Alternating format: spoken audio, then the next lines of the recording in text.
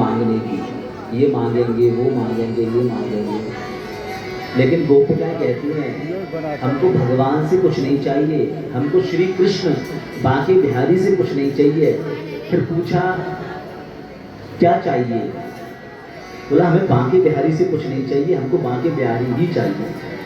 ये बनाता है ना भैया जब वो आ ही गए हमारे पास में, जब समीप में आ ही गए हमारे, तो फिर और क्या मांगना शेष रह गया? जब वो पास ही आ गए, इसलिए भगवान से कुछ ना मांगो, भगवान को ही मांग लो भगवान से।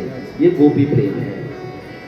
और कहते हैं जो इस गोपी गीत का पाठ करता है, इसको सुनता है, उसको यह गोपी गीत, गोपी प्रेम प्राप्त होता है। न इस लोक की कामना है, न परलोक की कामना है, ना तो संसार का कुछ चाहिए और ना ही मुक्ति चाहिए। ऐसा गोपी प्रेम है जो हर प्रकार की कामनाओं से मुक्त कर देता है। और दुख कब तक है जीवन में? जब तक कामनाएं हैं, जब तक कुछ चाह रहे हैं तब तक दुख है जीवन में। जब कामनाओं से मनुष्य मुक्त हो जाता है तब संसार का जो भी दुख है वो सब विराम हो जाता है, फिर कोई दुख नहीं है कामनाओं को जीतने के बाद में, ना इस लोक की ना परलोक की। एक बार एक महाराज थे, भागवत कथी बैठे हुए थे यजमान, तब उन्होंने बोला महाराज जी आप कथा तो अच्छी सुनाते हो, लेकिन कथा में श्लोक नहीं बोलते। हम बीच बीच में श्लोक बोलते रहते ना संस्कृत में, लेकिन उन्होंने बोला महाराज जी कथा तो सुनाते हो लेकिन श्लोक नहीं बोलते। तो महाराज जी बोलते हैं अरे भैया तो श्लोक की पढ़ी, मैं परलोक की बात कर रहा हूँ और तू श्लोक की बात कर रहा है। मैं परलोक की बात कर रहा हूँ। श्लोक से क्या है? श्लोक बोलने से कथा की जो प्रसंग है वो समझ में आ जाता है। कथा चल कहाँ पर रही है, कथा गमन कहाँ पर कर रही है।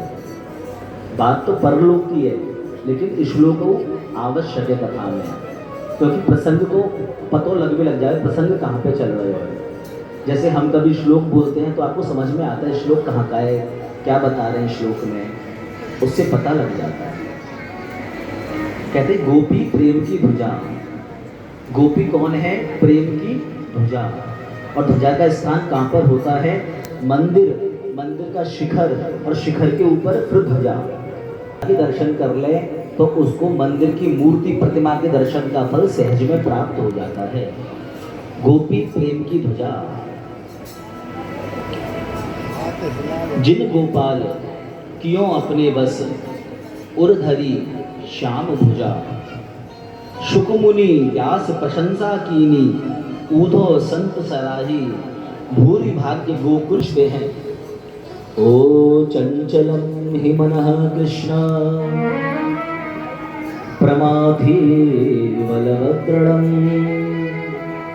तस्याहं निग्रहं मन्ये, वायोरिव सुदुष्करम्। हे कृष्ण, ये जो मन है बहुत चंचल है, जैसे हवा को पकड़ना संभव नहीं है उसी प्रकार मन को रोकना, मन को पकड़ना भी संभव नहीं है। यदि मनुष्य चाहे कि मन को अपने वश में कर ले तो मनुष्य मन को वश में नहीं कर सकता। और गोपिकाएं क्या कहती हैं?